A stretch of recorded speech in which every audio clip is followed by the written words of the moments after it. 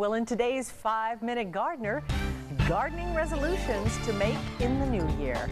Well, along with eating better, exercising, and any other resolution you may have made, why not resolve to change things you do in the garden? Our 5-Minute Gardener, Debbie Mounts from Harlow Gardens, has some ideas.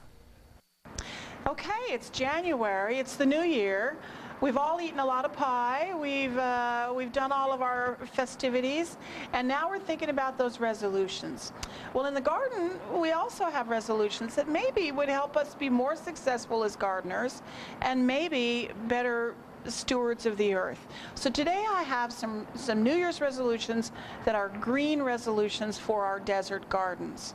Now the first one I'm going to talk about is consider replacing some of your more water-thirsty plants with drought-tolerant plants.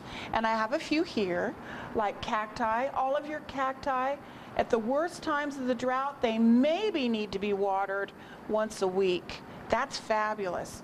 Or your drought-tolerant shrubs, they're great. Once they're established, they only need to be watered possibly also once a week in the hottest, driest part of the summer.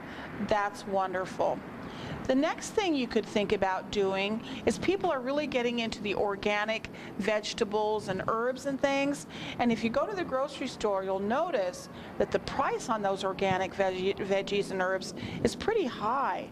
So you may consider growing your own. You can grow your own lettuces, all of your own herbs, your carrots, tomatoes, cucumbers, bell peppers.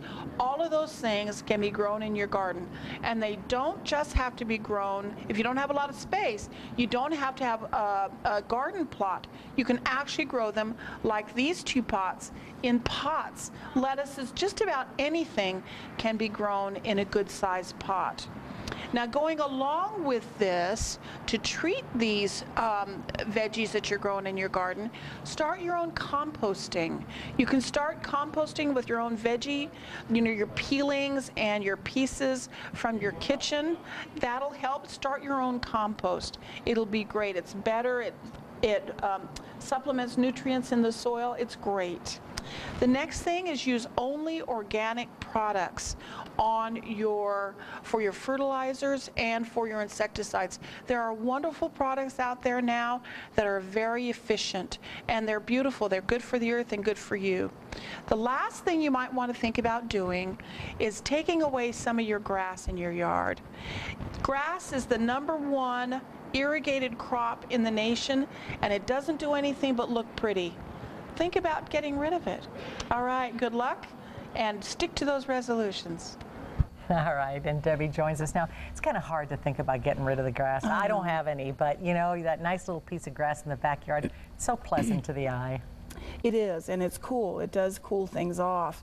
It's just that when you look at it as the #1 irrigated crop in the States, that's astounding. Yeah. You know, and it really doesn't even give us any corn, or it doesn't give us any squash or anything really good to eat. Yeah, you know, and it's in just an area grass. where we don't have a lot of water, Right. it doesn't make sense. It doesn't really make sense. Okay, you've got some other ideas. I got 2 more resolutions. Okay.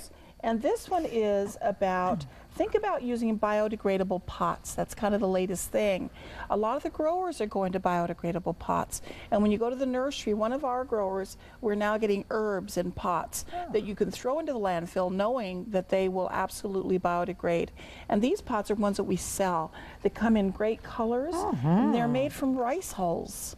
A lot of this stuff, a lot of these are made, they're very light, and they're made from byproducts of other industries. So then it's really biodegradable, I mean, sorry, green in that respect, that you're not throwing things away that you might normally throw away. These guys will break down in a couple years, so you got to keep them inside the house or put things in them that you don't water a lot, because they will start to break down. But they are very inexpensive, and they will take the place of some of those. They're pretty. And they come in bigger sizes. They come in bigger sizes. Okay. They don't come huge. The biggest one we carry is about like this, I think. About like this. The other thing you might want to consider doing is rainwater harvesting. Now this book is written by a man here in Tucson. His name is Brad Lancaster.